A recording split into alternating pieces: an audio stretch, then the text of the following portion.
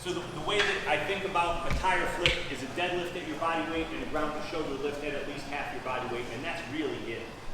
So if this is a 450-pound tire, and she can deadlift her body weight, 101.5 pounds, 150 pounds, and she can get 75, 80 pounds off the ground to her chin, she can turn this tire by my adaptive non-science.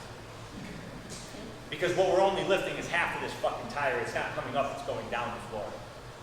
It's easy to push a boulder down a hill.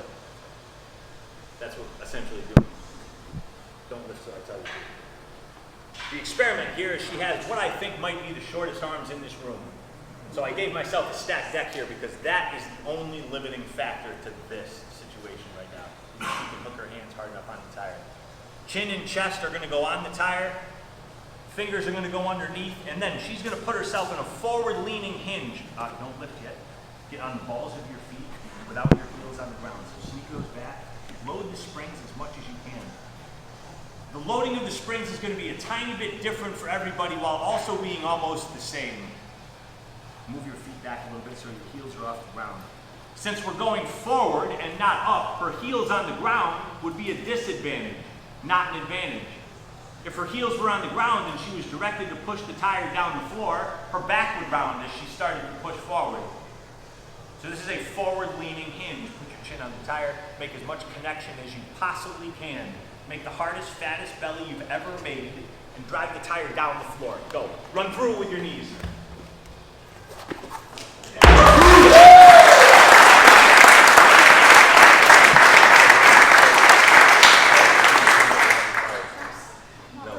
Never. That's the heaviest tire you've turned? Yeah. Good. I'm glad we practiced this last night in the dark. Thank you. Excellent. What else do we need to see? That should be about it. Right? I've been waiting for this for 2 years. Same exact cues. Chin and chest on the tire. Hands are hooks at the bottom. Balls in the feet. Walk back. Don't lift till I tell you to. Walk back. Good. Load the spring, so find as much as you possibly can here. Good. Brace as hard as you can. Run the tire down the floor. Go. Drive through with your knees. You got it.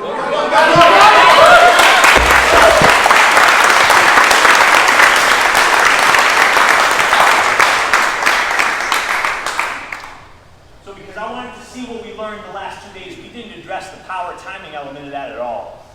As soon as that tire crosses your knees, you're going to drive through it with full force. Contact your knee, shove through with your hips.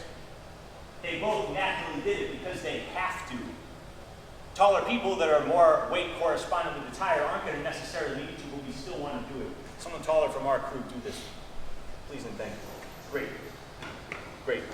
So watch. She's going to run through this thing with her knees as soon as it crosses.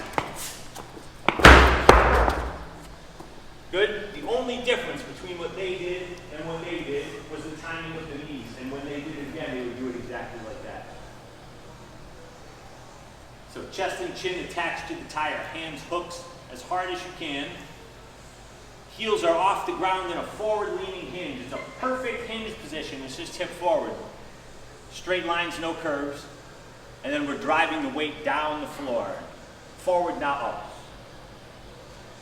Good?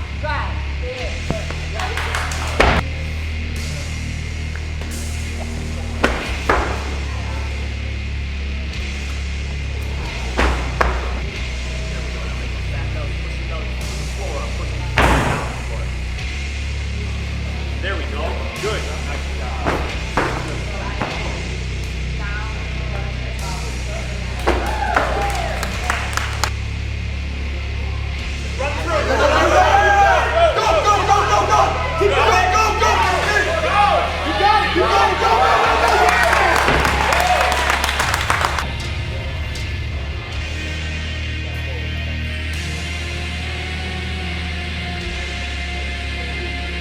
Go, go, go, go.